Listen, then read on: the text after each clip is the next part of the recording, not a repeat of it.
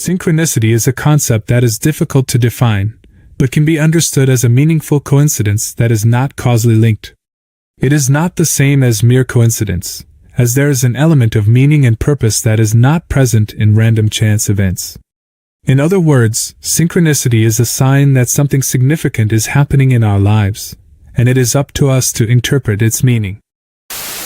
We now disrupt your regularly scheduled programming.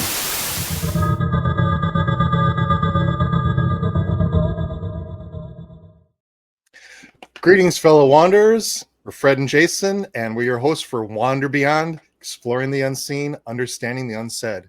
This is episode 7, so thank you all for tuning in. This should be a fun episode. I figure we'll start off with just a tiny bit of current events here.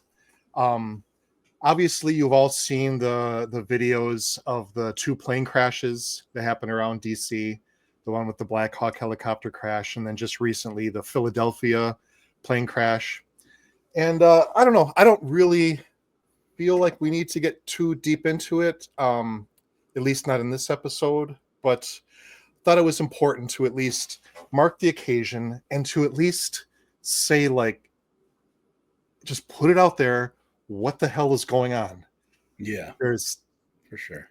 of course, you all know the 2 big episodes. There were also other plane crashes or near plane crashes going on at the same time in other parts of the country that have not been reported, as to my knowledge, on the mainstream news at all. I did find a couple of sources online, so I'm going to share some of that with you real quick. But one thing that's strange and fitting in with our controversial nature, I had found 2 videos about the Philadelphia plane crash. One was where a guy went through all the different angles, and using his editing software, he zoomed in and slowed down the plane coming out of the sky just to investigate it. And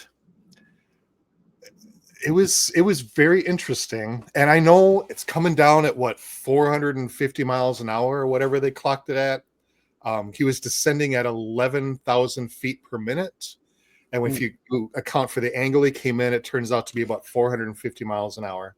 So granted, in today's video cameras, it's just going to look like a streak. But zooming in on it and slowing it down, I'm just putting it out there, it doesn't really look much like an airplane. So I'm just going to show you a couple things. Oh, so what I'm say, there was that video I saw, and there was another one. There's a YouTuber named Pilot Steve, I think his name is, and basically he just talks about pilot stuff, right? It's all interesting.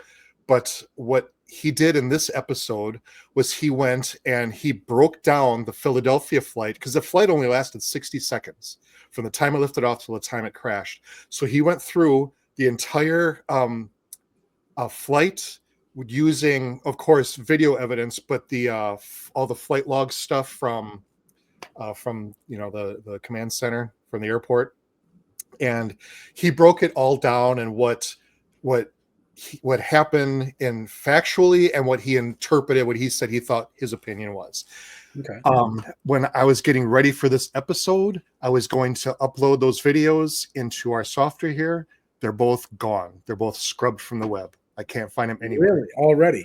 My page just came up blank. There was error, nothing here to see. I don't know why. Were they taken down? Did the users take them down because they've got some flack? Did they discover something else? I don't know.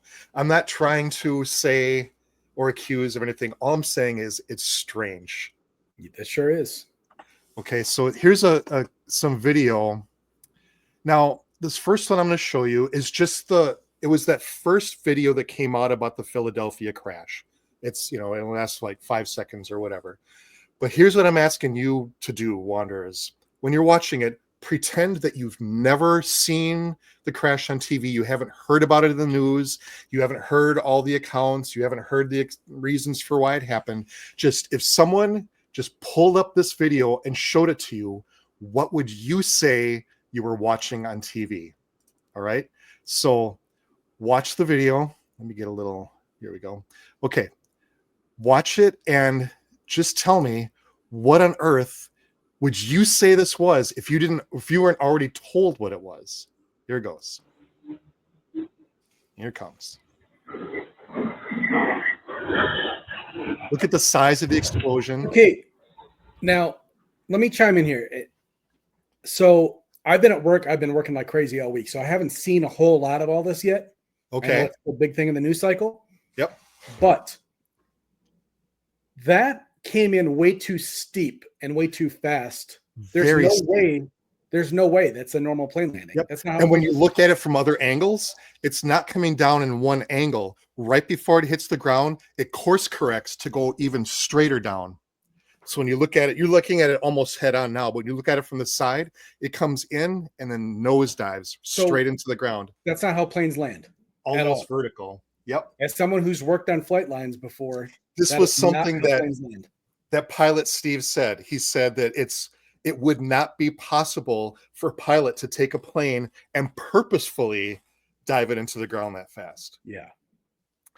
He also went into, he's like, well, he wasn't trying to talk about it from a controversial standpoint. He was just looking at the flight data, what he thought happened. He said one way you could explain it is that the wings lost lift for some reason.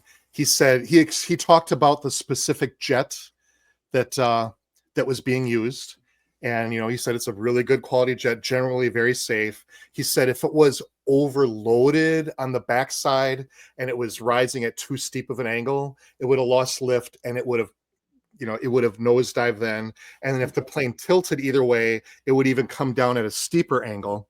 So he's like, okay, and it's going really fast. But here's the thing. This isn't like Joe Schmo on a pleasure flight. This was a emergency response helicopter, right? This was taking someone, from emergency surgery to another location rapidly. So these are trained, very professional pilots. They've done this over and over and over. Do you really think that for whatever reason on that specific flight there was just too much weight in the back? I mean, these planes, it's not even a passenger plane. It's not like all the passengers could have ran to the back of the plane. Right. These are set up. There's gurneys, there's storage, there's this and that. There's not going to be a whole lot of space.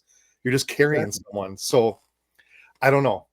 It's a reason. Is it possible? Of course it is. But can I just point out that isn't it weird how every major time a story starts at like a new news cycle, there's something not normal with it, every time.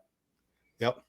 Okay, so here's this. On the same day as the Black Hawk helicopter crash, there was another plane crash in Alaska. This one's a military plane. Check this out.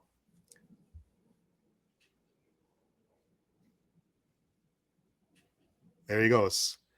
That happened on the same day. This isn't being shown. Correct. See, there's the pilot ejected. No, I'm saying it's not on the screen right now. Oh, it's not showing up? No. Oh, here we go. Now it should be there. Is it? Nope. Okay. There we go. There we go. Okay. Oops. Okay. Can you see it now? Yep. Okay. There it comes. Okay. So that happened the same day as the Black Hawk helicopter crash. I'll let it loop through one more time so you can see it. The pilot ejected and the plane's coming down. Okay. So to my knowledge, that hasn't been shared. And the pilot lived? I would assume so. You can see him. He ejects. He's in on a parachute. Okay. Watch way at the top of the screen. Right there. Okay, I see. So he's there. Yep, I see it. Okay, so he probably lived then. So then I'll play a little bit of this video. The day after that, there was an international, a Boeing, I don't know what model, but it was a Boeing plane on a United Airlines flight, had to rapidly descend because there was another airplane over the top of it that was coming in to land that wasn't on the radar or whatever.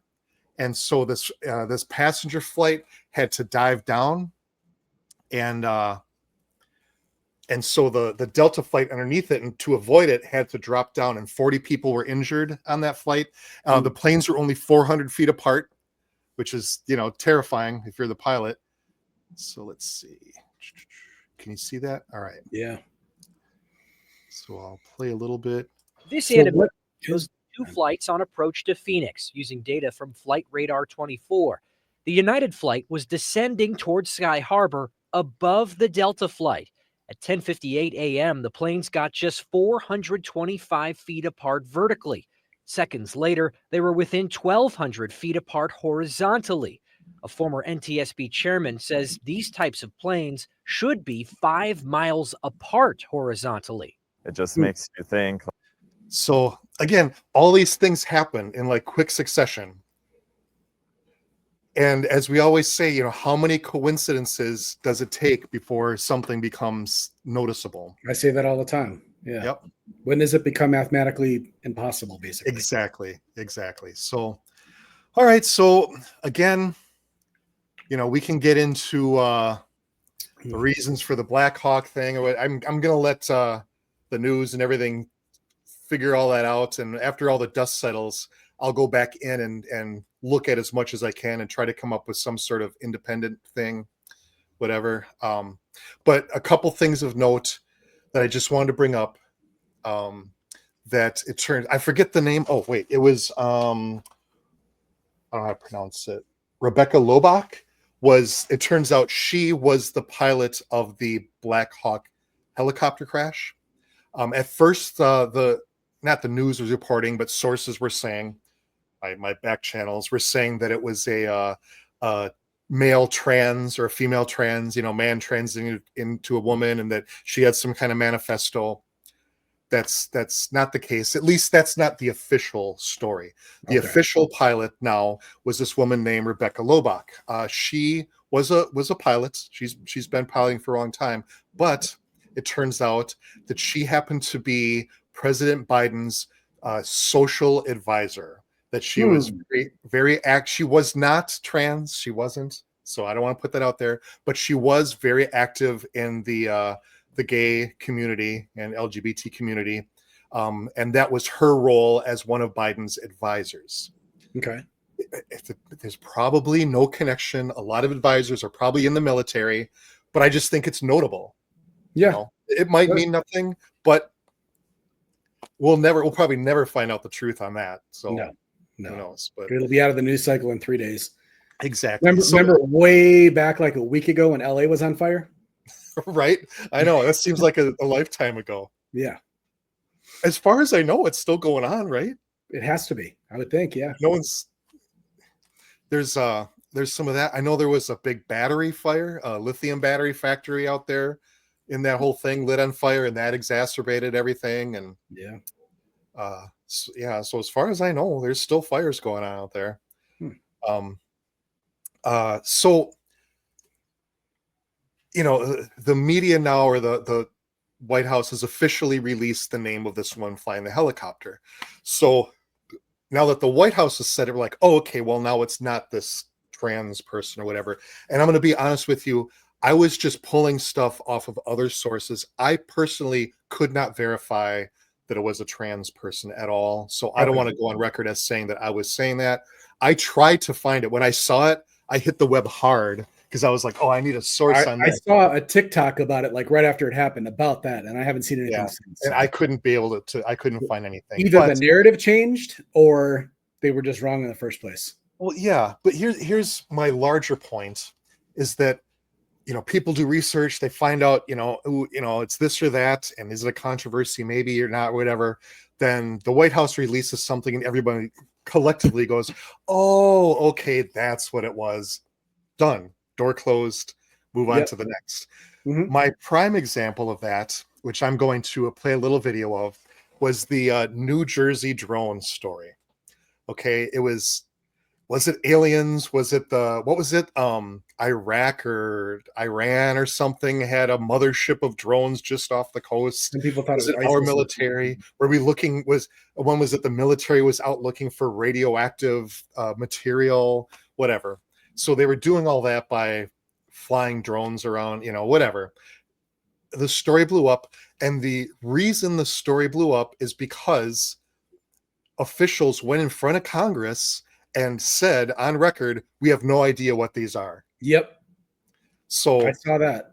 so a panic is going up and up. So I always had this theory like, well, of course they're going to say that. And I think probably still even now, I think that it was probably a test, a cold run, right? Here's all these drones. They're going to start swarming people. They're going to start flying over people on the golf course and in grocery store parking lots. And let's just see what happens. How are people going to react? What's, whatever. I don't know. Just a cold run, data collection. Perhaps there's, drone technology is a big part of the military now. And I think it would be totally within reason for the military to be conducting tests on that. I think it'd be a good thing. I don't want to be behind the 8 ball compared to other countries on this stuff. I think we should be there. But why not just say that? Why? I don't understand why. So anyway, so this is my point. Everybody's like, oh, it's aliens, it's invaders, it's whatever. It's our government. They're spraying the sky with whatever. So the White House comes out with their story, which is this one. Share. Here it is. Okay. So here's the story, and listen to what she says. Oh, I'm on the wrong screen. From President Trump directly, an update on the New Jersey drones. After research and study, the drones that were flying over New Jersey in large numbers were authorized to be flown by the FAA for research and various other reasons. Many of these drones were also hobbyists, recreational, and private individuals that enjoy flying drones. Okay. So the White House comes out with a statement saying, yes, these were drones that were authorized by the FFA for research and other various reasons. The end. Everybody's like, oh, okay, see, I told you all along. Why didn't they just come out and say that? Now we've already moved on to the next story. She didn't say anything. Right. Didn't describe anything. There were no reasons. Research and other reasons were her exact words. I'm gonna play that one more time. Just because the various other reasons. There it was. Many of you be flown by the FAA for research and various other reasons. The end. Okay, that's enough. Move on to the next story. Cue the plane crash. Yep. Nothing to see here. Right. So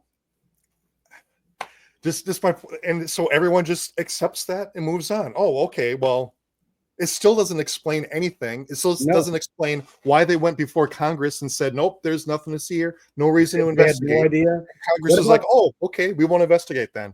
What about like all the orbs that people saw? What about like remember like the white fog that was going on kind of at that time? And oh yeah, that's all gone, of course. I didn't get to follow up on it, but I saw it somewhere in like Oklahoma City or something, somewhere in Oklahoma that phenomena happened again with the weird fog.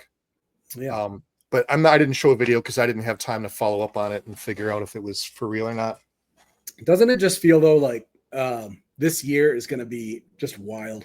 We're 1 month into it. Just think of all the crap that we've seen so far. We've had fires, drones, fog.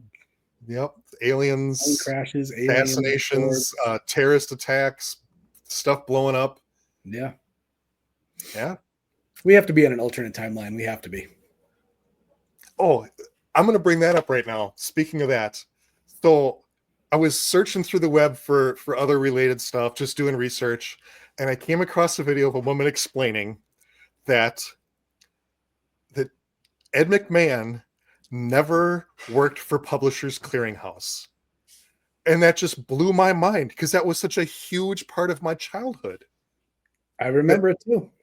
Ed McMahon giving away the Publishers Clearinghouse. It's $2.5 million or whatever. And he would drive around. He had a name for it too, the Prize Patrol or something, where he would drive around with vans and he would find the person's house that won, and they would do the live cameras while they knocked on the door, and there's Ed McMahon, and everybody would fantasize about what would happen if they opened the door and Ed McMahon was standing there. Yeah, like that was a thing. That was that was part of the culture as much as McDonald's and Disney films. You know, it was Ed McMahon and Ed Publishers Clearinghouse sweepstakes. How Right. So I'm like, that's obviously not real. So I went on the web. I cannot find any evidence that Ed McMahon ever worked for Publishers Clearinghouse. Apparently he did work for some other company called something lame, like American Publishing or something, and that he gave away, you know, whatever. But I'm like, Which I've never heard of remember that. them. Like I know I've never, I do. I've never heard of this other one.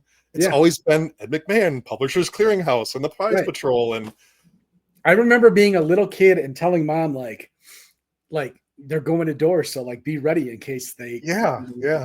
And we'll get into. Well, I want to do a whole episode on this because there's so many examples of it. But you just brought it up, so I just thought I'd put that out there. But it really did like blow my mind, and it's gone. We got to do more on that sometime too. Like all this, what is that called? The about that the shifting of the timelines. Oh, the Mandela effect. Yeah, the Mandela effect. Yeah, exactly. Yep, we'll do a whole episode on that. That's what I was saying. There's so many examples of that. Yeah. But this was one that really struck home because there's other ones out there where like, yeah, I guess I remember that. But this one was like, oh no, that was a huge part of my life growing up. Mm-hmm. You know, so this is all sort of, I don't know if it really ties into what's going to be my larger subject today, other than, I don't know. I'll let you decide. Jay, you figure out how this is all connected. Okay. But I want to talk about, again, a little Randonautica adventure that I had a few months back. It was in the early fall, so there were still leaves on the trees. But I want to talk a little bit about the Randonautica app, but more about the physics behind it, about the physics, quantum physics, synchronicity, the everything that leads up to that. And then I'll go through my very short adventure. And I'm hoping to, again, just get people looking at a larger narrative, a bigger story, something outside their probability tunnel, which is I'm going to talk about here. Mm-hmm. So Randonautica, just for those of you who don't know, who weren't cool enough to tune into our episode about it, is it's an app. I think you can get it on, Android and iPhone and whatever. But basically what it is, it's a random number generator, basically, when you break it down. But it's a tool that challenges the theory, or tries to prove the theory, that intent can affect your reality. Mm-hmm. And let me just start by saying people create their own matrix. You've all seen the movie, right? Where everyone's locked in this one reality. Well, everybody unconsciously, subconsciously creates their own matrix that's so hard to break out of. Like, just think about, when was the last time that you just did something completely random, just something that's outside of the norm? Hey, today I'm gonna bake a pie, or I'm gonna travel to Detroit because I've never been there, or whatever. But in most cases, people just don't think like that, because you get up, you brush your teeth with the same toothpaste you've used since you were a kid. You get in the same car you've been driving for 5 years. You drive to work on the same route that you've gone because it's easy, or it's less traffic, or whatever. You go to the same job. You talk to the same people. You come home. You see what I'm saying? You mm-hmm. create these patterns, and it's comfortable, so you don't break out of them. There's no need to. But what happens is, you don't understand that you get to a point where you're not understanding or seeing that there's just so much else out there that you could be doing. We talk about this at work all the time. We call it Groundhog Day, like that movie. Yeah. Every day it's the same. Like, I'm a very routine driven person. Yep. I get up at the same time. I do my morning routine, get ready for work, go to the same gas station on the way to work to get my drink and whatever, get there at the same time. And I just do the same thing over and over and over. Same thing every day. Exactly. And so randonauts call that your probability tunnel. And that's intentional, to get the visual that your life is just in a tunnel. that you can't see what's outside of that because you're in this cement tunnel and you're going from point A to point B, and then point B back to point A in your probability tunnel every day. I'm not criticizing. I'm the same way. This is how things work. How But we live, yeah. right. So think about it this way, to broaden your mind a little bit. Think of all the literally infinite amount of things that have to happen in your day-to-day life for that to occur, right? You're getting out of bed. Did your alarm clock go off at the right time? You're out of toothpaste? Damn it, the hot water heater's out, or whatever. But all those things had to be in place for you to get to that point where you're brushing your teeth. Mhm. Then when you're done with that, you're getting your clothes on. Damn, the clothes are still in the dryer or whatever. There's all these possibilities that could have happened just to get you dressed in the morning, and then going to work. Now there's even more possibilities. Now you had to account for traffic and weather and everything else, but you get to work, but somehow it still happens every day because you've made decisions. You've made the decisions to create that probability tunnel. Right. You could have made any infinite amount of decisions along the way to do anything else. So you have to sort of take accountability for that. What decisions did I make to keep me in this matrix that I've created for myself? And that's what Randonautica helps to do. It helps to try to pop your head outside of that probability tunnel and maybe take a little different path. It could be something as simple as, instead of driving on the tollway to work or whatever you're taking, instead go more urban, right? Go take the surface streets, see what happens, see where you go, just stuff like that. It's just there to help you pop out of your probability tunnel. Mhm. So how it works, and I'll explain why in a little bit here, but how it works is you open up your app, and maybe I'm getting ahead of myself. You think of an intention. What is the one thing that you're trying to get out of today, out of your adventure, out of your experience, whatever? There's not a place on the app to put that in. You just calm your mind. You just focus on this one idea, and that idea could be anything, right? I just want to be happier today. I'm really into dogs, so show me a cute dog. It could be something, man, my job sucks. I either want a promotion or I'm out of there. So give me some kind of sign as to what's going to happen at work. So you think about that for a bit. You open up your app, and it shows your current position on the map, and you can change your radius around that out to a maximum of 6.21 miles. And it shows that radius, and you think about your intent, and you hit the random generator button. And what it does is it creates, in that radius that you chose, it just picks thousands and thousands of completely random points inside that radius, right? It marks it with a little point, and it marks all those points. And after it's collected a certain amount of points, it looks for anomalies in those points. So if you think about it, it's creating random points within the circle. So in theory, if it's all random, it should just be a fog, right? It should just be completely random spots. If it does 10,000 spots, and on your screen, it's just going to look like a fog or white. It's just going to be nothing but dots. But the weird thing is that doesn't happen. It just doesn't.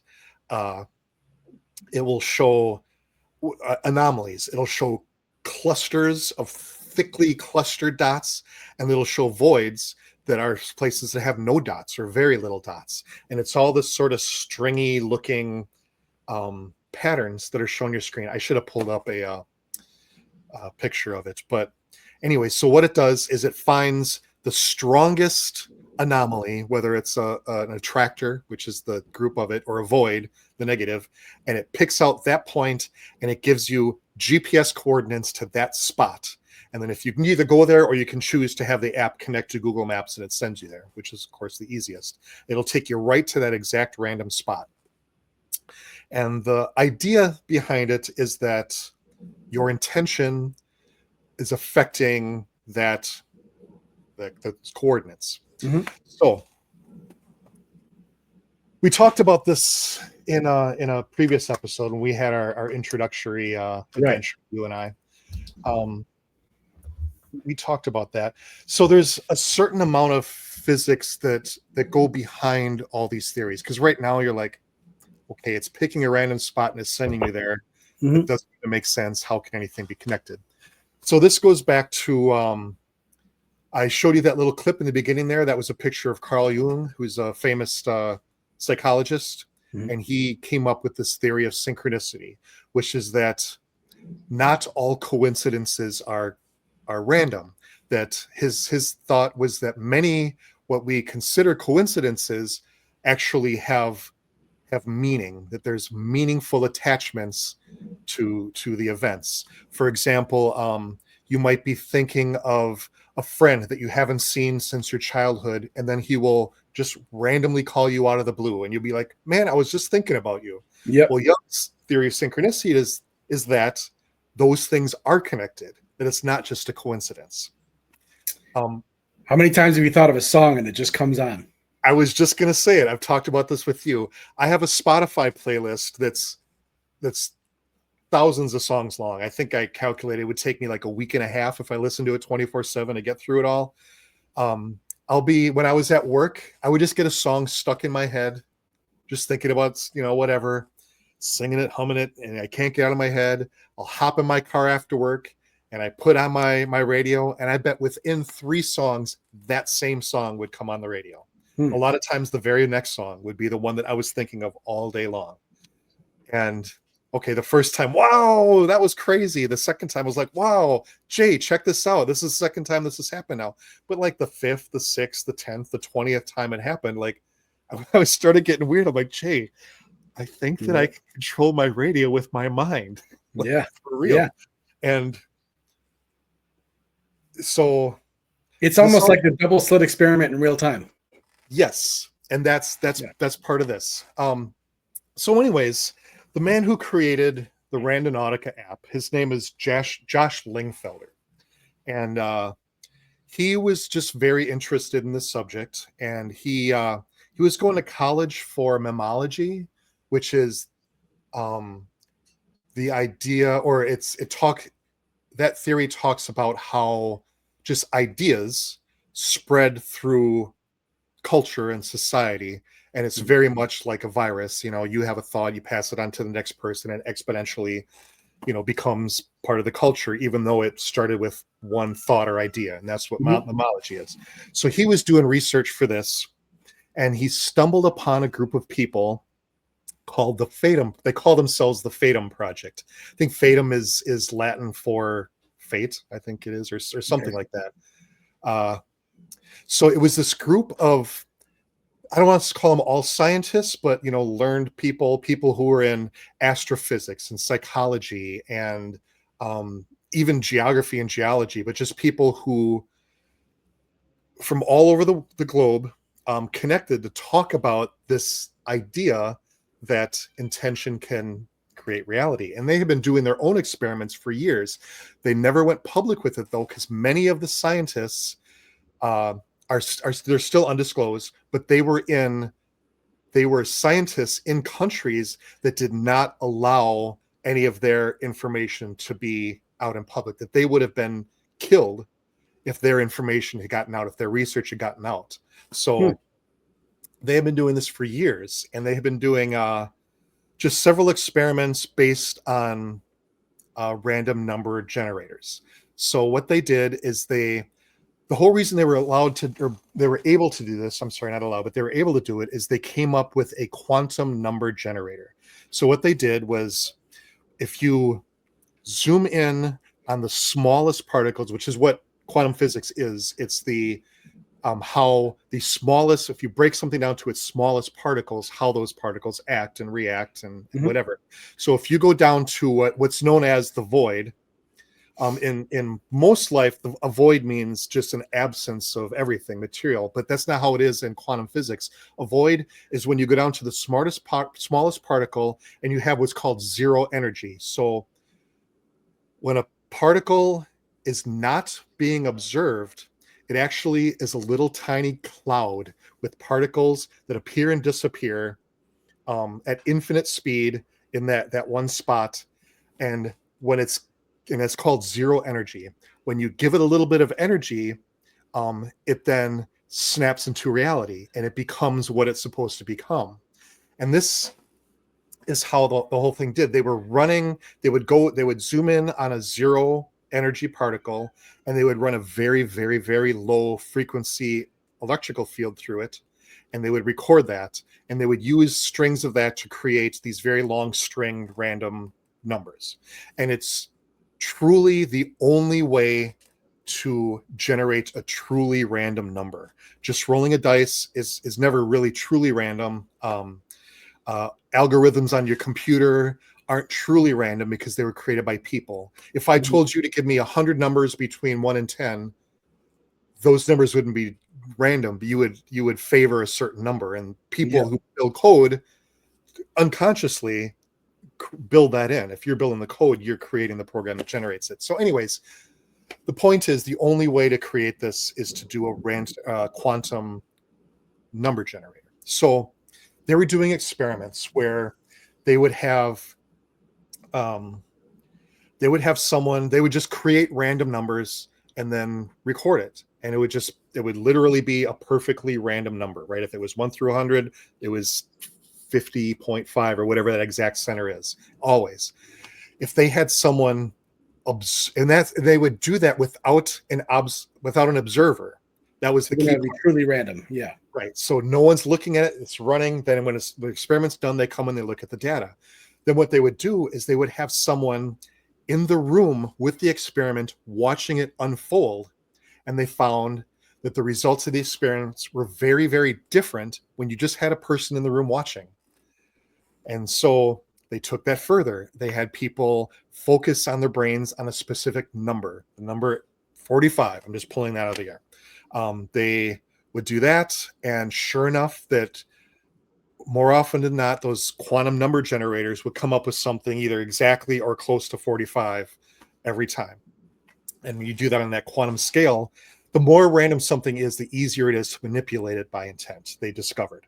So then they started doing other things. They would do 2 sets of people watching it remotely.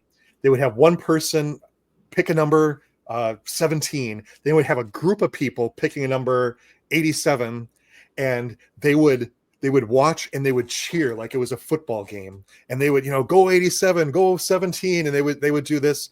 And almost always the group of people dramatically change the number more than just the person, that they almost always won. So there's that. Then they did experiments with distance, one person in Portugal, one person in California, whatever. And they were able to do the same thing, even though the server that was controlling the experiments might have been in Berlin or something, that it didn't seem to be affected by distance. So anyway, space is an illusion. Precisely. Yep. And that also goes back to Carl Jung's theory in synchronicity. His point, or part of his research, was that my life here in northern Wisconsin might be somehow synchronous with another life, with another life somewhere else, or everybody else's life, that we are all connected, not just spiritually, by actual physics, that we are connected. And we'll go into that in a little bit. So yeah. So they discovered that. So this guy who created the app, Josh, gets a hold of them, and like this light goes off, and he decides, or they all decided collectively, to change the experiments, and they come up with this idea for Randonautica. So let's see, what else can I have? Fatum projects, retrocausal events. So they started doing experiments. There was I think Josh started this 4chan server. I'm sure you know what that is. Sort of a I don't want to call it dark web, but just like a private web, where they were using the quantum number generators on there, and they were doing precisely what Randonautica does now on a larger scale. They would have a person create an intent, and go out and they would record their findings, and they would compare that data to the data on the server and this and that. And they found that sure enough, that people were able to go to locations and discover things related to their intent.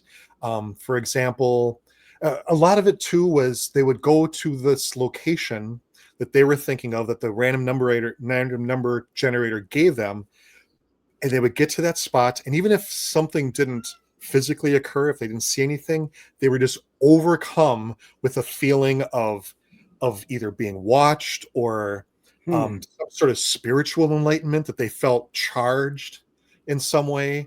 Some people had the opposite effect. They went and everything was very eerie and dark, and they had an ominous feeling of oppression and being watched. But there were a lot of people too who had things happen. One person went to a location, the coordinates sent him to a freeway underpass. He went underneath, and spray painted on the wall was another set of coordinates. Just totally random. They went there, and they went to that, and the story didn't talk about what happened at that second location, other than they went there with the feeling of being watched and being part of something larger. So there's that.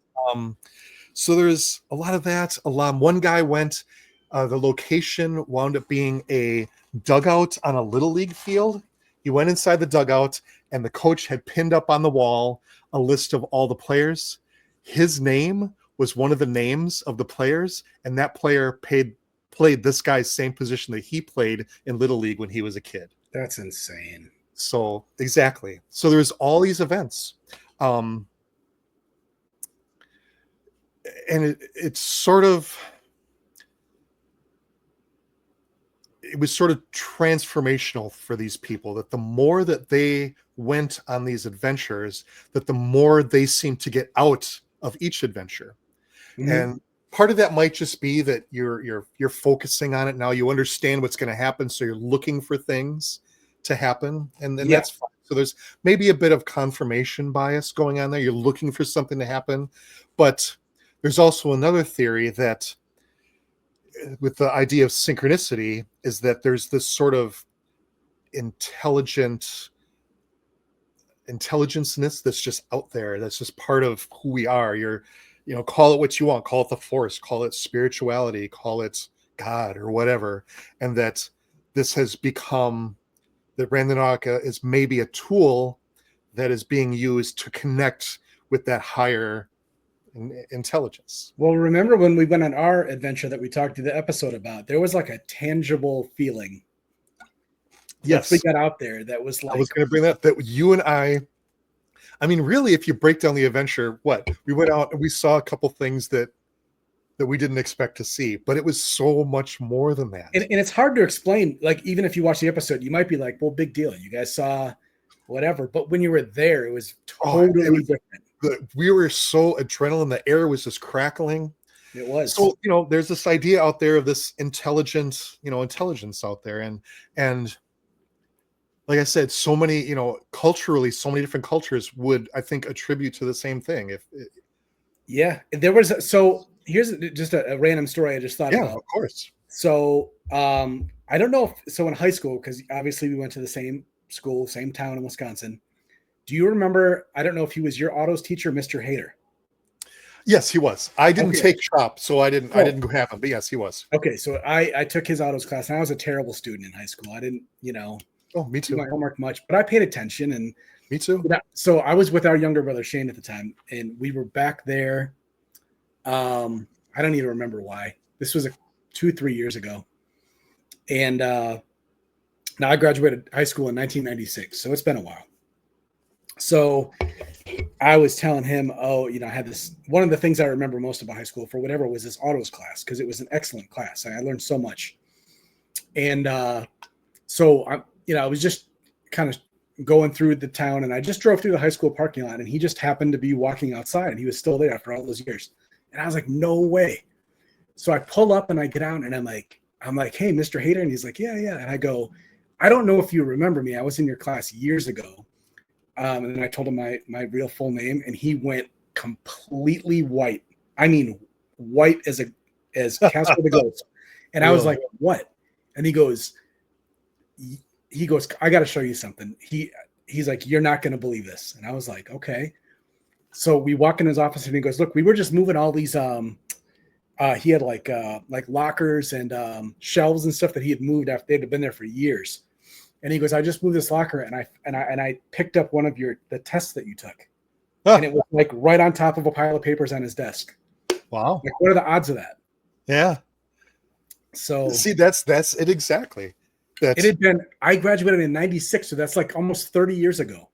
Right. And he just got like 5 minutes earlier one of my tests with that I took, and it was right on top of his desk. So two completely random people at two completely different times, you bump into each other and had a meaningful connection over time and distance. Yeah. And intent. And you know, according to Carl Jung and the Fatum Project and Josh here, that those two events were, you know, that you two people were very likely connected. That's crazy. You know, that's not even possible. Yep. Yeah. That's an awesome example. Another thing that the Fatum Project and Josh discovered, and I find this really interesting, was that, you know, they would send someone to a location and that person would go there and they would record what they saw, and maybe it was something meaningful, maybe it wasn't. So what they would do is later in time, months, years even after that, they would send a completely different person with a completely different intent to that same location. And that second person would find things there, see things, experience things that were related to the first person's intent, and vice versa, that first person who went out that didn't necessarily find what they wanted, but the stuff that they recorded were relevant to the second person's intent who went there years later. So this is proving a retrocausal event, that something in the future can affect something in the past, which seems to defy logic, but they documented that these things happened. So that not only is synchronicity not affected by space, but it's not affected by time either. Which is kind of mind-blowing if you let yourself go. Yeah, I just thought it was interesting. So one more note about this. Josh, okay, well, so they're recording all these events and they're sending everybody they can find on college campuses, whatever. So there's hundreds and hundreds and hundreds of these experiments being done. Then almost simultaneously, everybody was reporting back saying that they were having experiences with owls. They would see owls in trees. They would see owls on billboards. They would hear owls in the woods. Owls would come flying over them while they were, traveling, whatever. Any kind of experience owl related. And it wasn't always owls. Like I said, it could have been advertising. It could have been artwork or whatever. There's something, just something owl related. So what? Why is this all happening? So Josh goes back to the server trying to figure out everything's running correctly. It's still running random number generators. And then he realized what was going on. When he was going on his own personal journeys, he had a habit of collecting little trinkets, little rocks or seashells or something, just to remind him of the event. So he was collecting all these things. On one of his adventures, he had found a little hand-carved wooden owl. And he's just displayed things in his office. He had that owl sitting on top of the server that was generating the numbers. No way. And so this is one of the main reasons that an owl is the Randonautica logo, their icon, was that so all these people suddenly started reporting encounters with owls on their adventures. So naturally, they tested that. They put photographs of a bicycle or a woman, like a photograph of a woman's face or whatever. And sure enough, more people than not would start reporting experiences with those objects that he'd laid on the server. And so you can look at it a couple different ways. Was physically the object being on top of the server, was it somehow affecting that? I think the more probable thought is that Josh was conducting the experiment right? He took this object, he took the stapler and put it on there, and he was thinking about staplers then, which was affecting the numbers which everybody was receiving. That's my theory anyway. So have you ever heard of something called sigils? Yeah. So it's basically a symbol that Magical holds symbols. and gives off energy. Mm-hmm. Maybe it ties into something like that. Yeah. Where, you Could know, be. I don't know, just another thing that would affect that And field. that could be tying into that intelligent connectedness that I was Mm-hmm. talking about earlier. That could be manipulating that, popping a hole into reality and pulling out. And think about this, because we're dumb humans and we're basically just ants that think we know everything. We have no clue. Right. What if there's outside entities or forces that completely understand all this and it's just common knowledge? How does that affect maybe they could be affecting us and we're not even aware of it. Yeah. I think that's possible. I won't go into it here, but I know you are too. I'm a huge fan of Graham Hancock, Mhm. the researcher, and he talks about a lot of that possibility in ancient cultures, that he believes that they were more spiritually connected, and that they had technologies and a greater understanding of our reality than we do nowadays, that we have what he calls a cultural amnesia, that we can't remember all that stuff that happened before. And I just find it, fascinating, and we'll go into that in an episode, because I want to do at least one episode, hopefully multiple. Hopefully I can get him on the show. I'm going to push hard. Now that we have a few episodes under our belt, I can start doing that. But anyways, he talks about that very thing, that there were probably cultures that could manipulate things like that and have a greater understanding of what's going on, and being able to go places and transform themselves and objects, and who knows, all that's possible. Certainly seems like the Egyptians had knowledge about some kind of things like that. Yep. I'm going to save it all, but I have so many thoughts about that. I've researched that pretty hard, and it's fascinating. And there's stuff that modern scientists, archaeologists just brush over because I think it's too uncomfortable. It rocks the boat too much.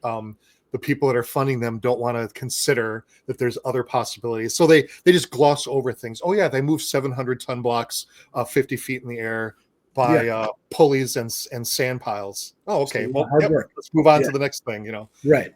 But anyways, so yeah, I believe that. So what I'm going to try to do here is tie this idea of synchronicity not just into like this intangible spiritual thing, right? I'm not hippie Fred here. I'm actually more science oriented than that. I want to try to connect that to the actual physics and how that is affecting you, and how you are able to create reality by intent. Think about this. When you've heard a lot of like coaches coach their football teams, and they'll say, you got to visualize success, visualize yourself winning. Sure. Right. The Super Bowl is in your grasp. When you go to bed tonight, you better be dreaming about the Super Bowl and you holding that trophy up there. And it's the same kind of thing that, they wouldn't be telling you that, maybe they're using it as a motivational tool, but if you break down the science, if you get down into the quantum physics of it, it's helping. It's the whole law of attraction thing. Yeah. Yep. And you probably know this better than I, that when you roll a die, I used to have some here. When you roll a die, it creates a number, and it's pretty much random. That there are people who are in tune, who are able to roll sets of dice and more generally get one number over another one. Oh yeah, for sure. There are people that can manipulate random numbers with their mind. Yep. In ways that doesn't seem possible. Right. Can you pause just for 1 sec? Yep. I gotta piss like a racehorse. Synchronicity. I've already explained that. It's this idea of meaningful connections, that there's the causal. One thing can affect another in a completely different space and time. All right. So this sort of leads into the idea of what's called I think it's pronounced animism. It's that the idea that places and objects have their own sort of spiritual essence. Think about, sacred places, right? That, Native Americans or, Hindu cultures or whatever, or even, Christians with churches, that there's holy spaces, or places where some tragedy has occurred, that there's energy there. And just natural places where, perhaps ley lines, cross, if you believe that there's places of energy, that there's that, and that objects can hold their own spiritual essence. So this is part of Randonautica, and them and the quantum generators picking out coordinates that have these sort of energies to them, right? That you're thinking about this thing, and that this energy and these spaces and objects are connecting to you through this app, that the app is a tool to connect you to those spaces. So that's one theory that's behind all this. So then if you can get that idea into your head, that that's possible, and like I said, draw from your own experience, that I'm sure there's places that you've gone into, and we'll talk about this in other episodes, where you go into and you're like, there's someone in the space with me, even though you can't see him or feel him, that there's an energy there, right?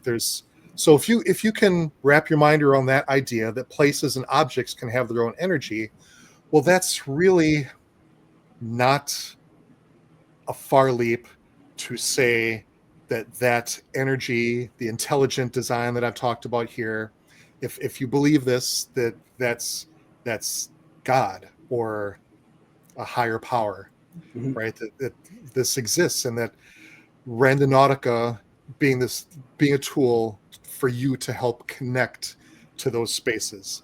And think about, like, the God particle's not correct, but like the Fibonacci sequence, right? That those numbers exist in all of nature. And I don't know, I wanted to try to connect, the math behind nature to the random generators, that it's still a natural sort of thing, that nature, creates numbers just the same way that the scientists and you and I are doing. And if we can connect that all to a more, I don't want to say spiritual, but a more intelligent design.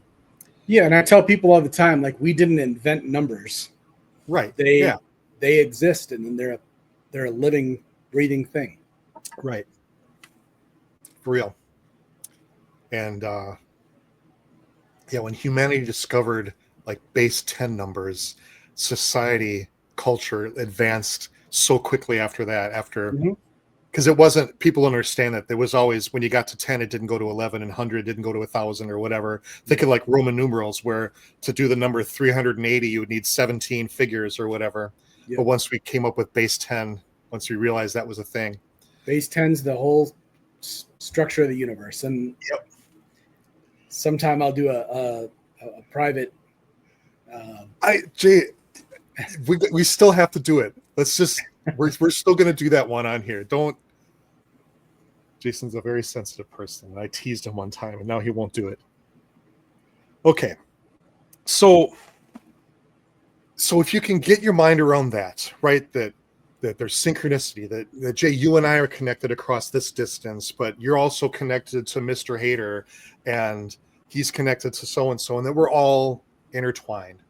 And I know that sounds like a far out, thing, but it's part of quantum physics. When you break down everything into its tiniest particles, that you find that changing one particle also changes all the particles around it. That everything creates these quantum bubbles, and that's maybe for a whole other subject. But one particle is scientifically proven to be connected to all the particles around it. So if you just keep upscaling that to a more intellectual scale, it's all there. So there's this interconnectedness of all things being connected, and that, if you believe in that, then that leads to this invisible, like, intelligence field, like I was telling you about. And there's the thought that this intelligence field is actually learning from like randonauts, people who are tapping into it, that field is growing exponentially by the amount of people that are feeding information into it, and that all these people are becoming more connected by being part of the same experience. So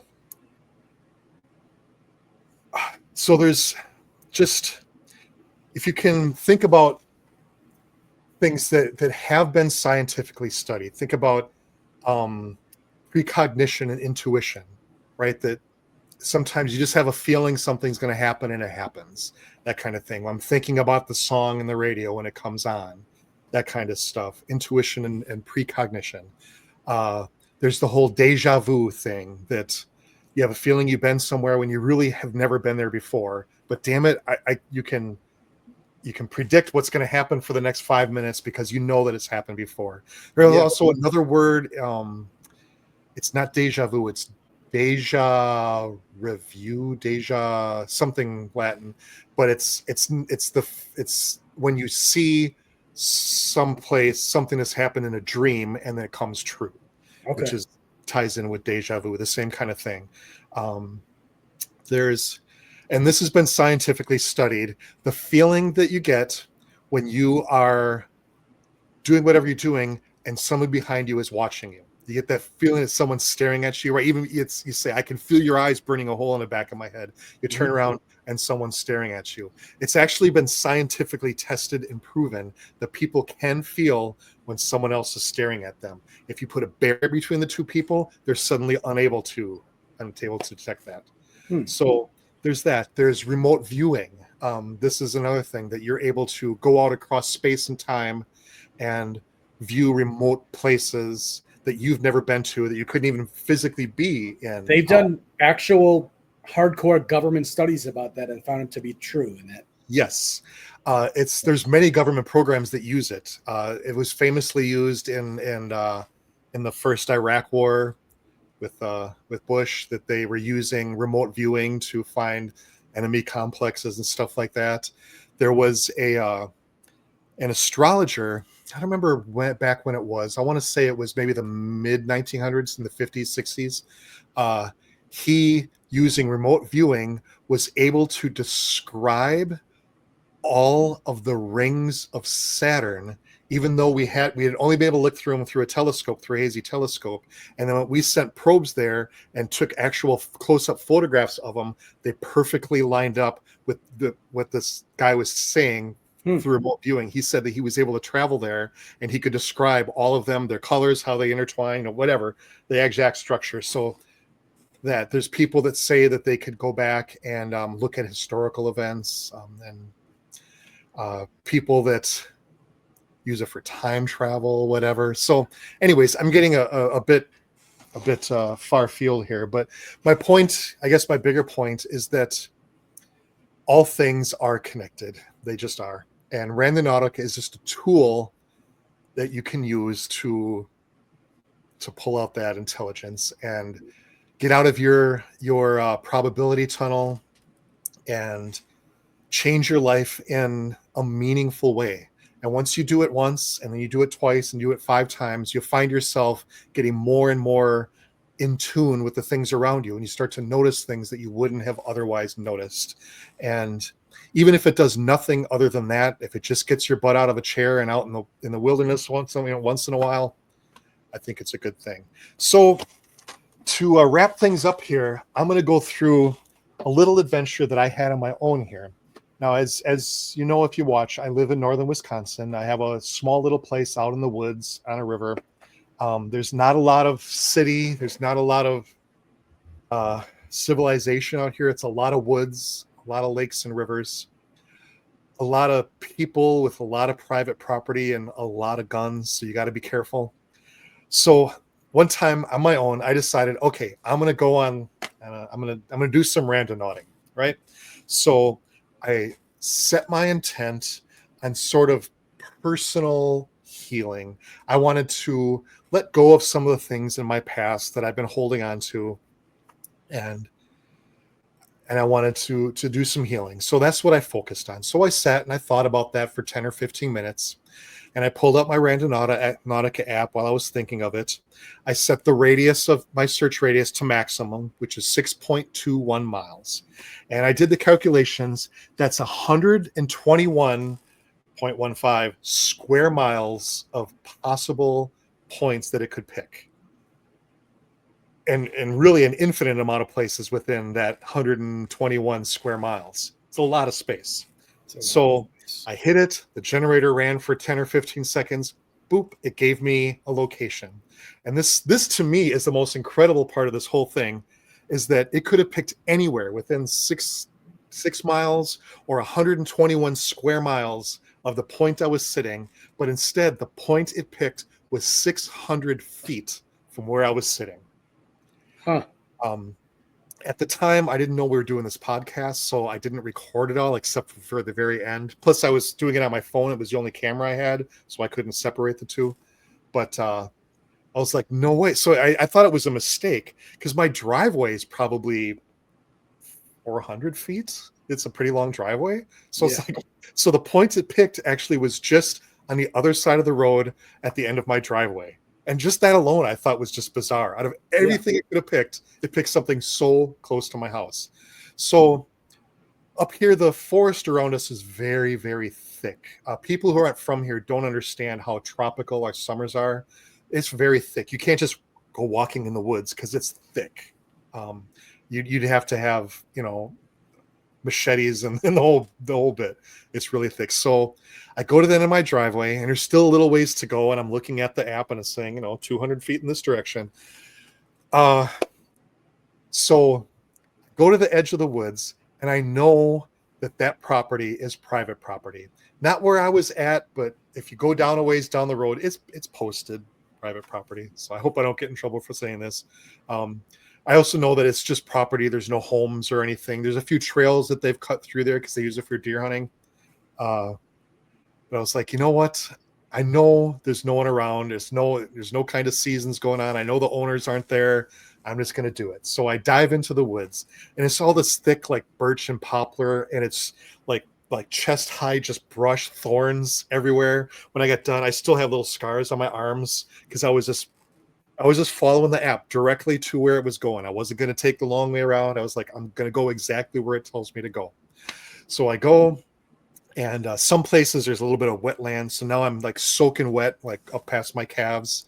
And it's really, really windy. The wind was just howling, which is funny because on our first adventure, it was also the wind was screaming. Yep.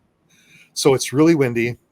And I still don't know what I'm going to find. And I'm thinking this is just woods, unless I find something in the next 10 feet, there's nothing happening. And it's thick, so I can't see very far. And I'm looking at the app. I'm 50 feet, 40 feet, 30 feet. I get about 15 feet away from where it tells me to go. And then boom, it opens up onto one of those cut trails I told you about. Mm-hmm. Just like that. And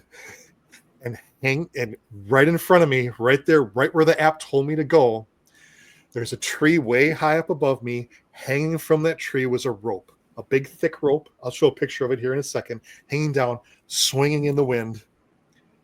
And I stood there and I'm like, I don't know what I'm seeing. What are the chances of that? So on that spot, the app picked a rope that was hanging from this tree. And so I'm standing there thinking, like, what could this possibly be for? Why did someone come out here and hang this rope? So of course I'm thinking, all the worst things, like what horrible things have they been hanging from this rope or whatever. Yeah. But anyway, I'll get into that later. So I'm a little bit panicky at this point because I'm like, oh shit, if they have this there, what are the odds that there's a trail cam or something on me right now? Am I being watched? And there was this brief feeling of panic, like, oh crap, I'm not supposed to be here, and yet I'm here. And it wasn't the like euphorical excitement like you and I had. It was pretty much the opposite. I was very panicked and like, oh crap, I got to get out of here fast. So anyways, I'm going to go ahead and pull up the picture. Nope. Where is it? Crap. Did I lose it? Hold on. Oh, no, here it is. Oh, no, that's the video. Oh, I know. I'm doing the wrong thing. Stop screen. So here's a photograph of what I saw. This is it. This is what I saw hanging from the tree above me.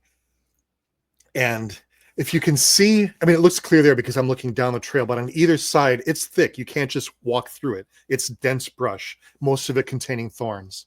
So here I am. I'm looking at this and I'm like, what?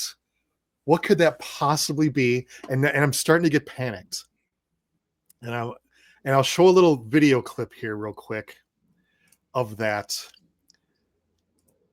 Here's the video that I took. It's just a few seconds. So you can kind of hear the wind and everything that was going on at that point. I'm just a few feet from the point the app told me to go. And I just found a big old rope hanging from a tree by a smaller rope. I'm not going to go any farther than this. I'm going to head back to the house. So yeah, that's it. That's the rope I saw. When I came back, I was like, okay, I have to figure out what this is. So I did a bunch of research, big ropes with the big frayed bottom and everything. What it turns out to be is it is illegal for deer hunters in my state to bait their deer. Like, you can't put a pile of apples on the ground or a salt lick and wait till a deer comes to eat it and then shoot it. So what people do is they hang these ropes from trees and they put doe scent all over that. So they heavily scent, which doesn't count as baiting. I was going to say, isn't that baiting? Same thing? It is, but by law, this is legal. Okay. Because they're not eating something, but whatever. Well, you know what? I'm gonna show my ignorance here. I actually don't know if it's legally baiting or not. But what I do know is that's what this rope is. Okay. So maybe that's part of my panic. I don't know. Now I never even thought of that possibility, that they weren't legally, that wasn't legal, that they're shooting deer that they're baiting. So whoever you are, I'm sorry if you watch this episode ever. I'm not disclosing the location. No one knows where I live, so don't worry about it. But anyways, but regardless of the reason that the rope is there, what was the reason I was sent there to see the rope? Exactly. And I don't really have an answer to that. If anybody you watching, if you're like, oh, well, my psychology degree tells me that, X, Y, or Z, but I don't know, what did that have to do with my growth and personal healing? I don't know. It's this rope. Is it a loose end I'm supposed to tie up? I don't know, something along that lines. That it seems like a stretch, but who knows? There's that.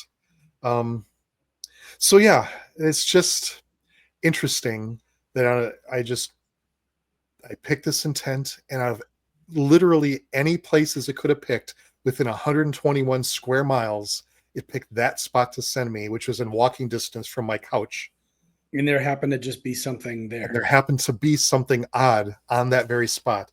But the app had no way of knowing that, but through synchronicity and the what I call it, the invisible intelligence field, it was able to pick out something interesting for me to go and witness. And maybe something will happen, or something that you'll see down the road will connect with that. And then you'll know it at that time. Exactly. And maybe all this stuff, if you look at cause and effect and all the decisions that I've made, all of that led up to this moment of you and I talking about this on this podcast. Perhaps a viewer who has some more insight on this will contact us and tell me exactly what's going on here. That maybe that's a rope that they know, or that whatever, there was some reason that was there, and they're going to contact us. So I highly encourage anyone who has any insight on this to do it. Right. So yeah, that's my thoughts on synchronicity and quantum physics and Randonautica and interconnectedness and meaningful connections to everyone else. Excellent. So we're going to have to do some Randonautica. Maybe we can even do some live with the audience. Yep. I think that would just be incredible. to have GoPros and cameras set up, bring along a crew, and do it live on screen. That would be fantastic. Yep. We'll have to have someone back here at the office or your place doing the production of it, sitting at the computer, doing all the different views of the cameras and everything. That would be great. We got to do that. My son is coming up here to visit in a couple of days, and we're going to do an adventure, and he's bringing some camera equipment with him, and we're going to record it, and that'll be an episode that we'll do on here. And I don't know what our intent's going to be yet. Oh, here's a great idea. If you have any ideas of what you want our intent to be, leave it in the links. Comment on it on YouTube. Go on your Spotify in the comments and tell me, what would you like me to go on a Randonautica journey about? Send it to us and we'll do it. And regardless of the outcome, I promise I will record it and truthfully record everything that happens, whether incredible or mundane. You're all going to know about it. And I'll either prove myself to be amazing or to be a complete fool. So we'll do it. Shut up. There's a couple of ways I could have gone with that, but so, all right, well, let's wrap this one up. And everybody, just one more time, we are not affiliated in any way with the Randonautica app or Josh, what's his name, Josh Langfelder. In any way, we're not getting any promotions. This is just something that we like to do, and we like to talk about it. I'm sure he won't have a problem with that. And Josh, if you ever do want to endorse us, you know how to get a hold of me. Or come on the show. Yep. Oh man. Oh, I bet I could do that. Yeah. Why not? Oh my gosh, we have to do that. I'll start. If anything, at least get him to give me a statement or something. Sure, he could come on. He would come on. Why not? Who is he? Yeah. Let's do that. That would be cool. That'd be really cool. All right, we're gonna try that. All right. We're gonna try to get him on. All right. So this was episode 7 of Wander Beyond, and until next time, keep wandering. We'll see you next time.